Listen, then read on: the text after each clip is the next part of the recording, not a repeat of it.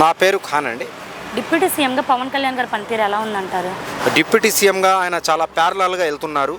ఒకవైపు నుంచి నాకు తెలిసినంతవరకు ఆయన ఫండ్స్ ఆయనే సంపాదించుకోవటం, మూవీస్ చేయనివ్వండి, ఏమైనా చేసుకోండి, కష్టార్జితం మీద కష్టపడి పైకి వచ్చారు. వాళ్ళ అన్నయ్య దాంట్లోనే రహదారిలోనే ఆయన కూడా నడుస్తున్నారు.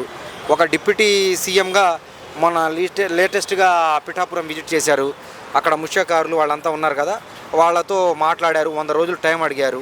చాలా బాగుంది. ఒకవైపు నారా లోకేష్ కానివ్వండి, ఒకవైపు పవన్ కళ్యాణ్ గారు కానివ్వండి, అనుభవజ్ఞులైన సీఎం బాబు గారిని కానివ్వండి, మొత్తంగా చేస్తున్నారు. నేను 100 డేస్లో నేను నా శాఖకి న్యాయం చేయకపోతే రాజీనామా చేస్తాను అంటున్నాను. దీని గురించి మీ అభిప్రాయం ఏంటి? చేస్తారండి. ఆయన ఏది చెప్పినా ఓపెన్గానే చెప్తున్నాడు. ముందు ఒక మాట వెనకాల ఒక మాట చెప్పట్లేదు కదా. ఆయనకు వచ్చే పార్టీ ఫండ్ కాడి నుంచి ప్రతిదీ, ఇప్పుడు ఒక మాజీ సైనికుడిగా నేను చెప్పదలుచుకుంది ఒకటే, మా సైన్యానికి ఆయన ఎప్పుడైనా ప్రతి ఫ్లాగ్ డేకి, ఆర్మీ డేకి, నేషనల్ డేకి, ఏదో ఒక డేకి 1 కోటో 10 కోట్లు 5 కోట్లు ఏదో ఒకటి ఇస్తూనే ఉంటాడు. ఆయన కార్యకర్తలు కూడా ఎప్పుడు ఆదుకుంటూనే ఉంటాడు. ఆయన పార్టీ పరంగా ఇచ్చే చెయ్యి కానీ తీసుకునే చెయ్యి కాదండి అది. ఆయన శాఖకు ఆయన న్యాయం చేస్తున్నారు అంటారా? తప్పకుండా. ఇప్పుడు బాబు గారి ప్రభుత్వంలో, ఉమ్మడి ప్రభుత్వం, కూటమి ప్రభుత్వం, ఏదో మధ్యలో తగాదాలు వస్తాయి, విడిపోతారు, ఏందేందో ఊహాగానాలు వచ్చినాయి. కానీ అన్నదమ్ముళ్ళలాగా, ఎస్పెషల్లీ నారా లోకేషను పవన్ కళ్యాణ్ గారు, ఆయన యొక్క కనుసైగలు, ఎవరు బాబు గారి కనుసైగల్లో చాలా చక్కగా వెళ్తున్నారు. ప్రతి విషయం కూడా మాట్లాడుకుంటున్నారు.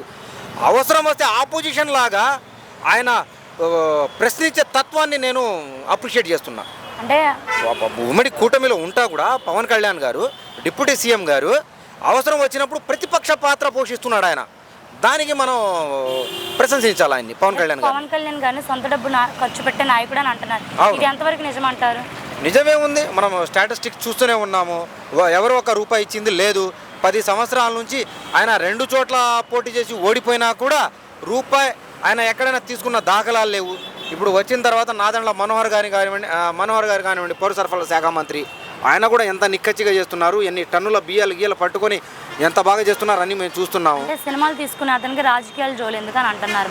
మరి అటైతే ఎన్టీఆర్ గారు ఎవరు, ఎంజీఆర్ గారు ఎవరు, జయలలిత గారు ఎవరు, అమితాబ్ బచ్చన్ ఎవరు, ఘట్టమనేని కృష్ణ గారు ఎంపీగా చేయలేదా? వీళ్ళంతా చేయలేదా?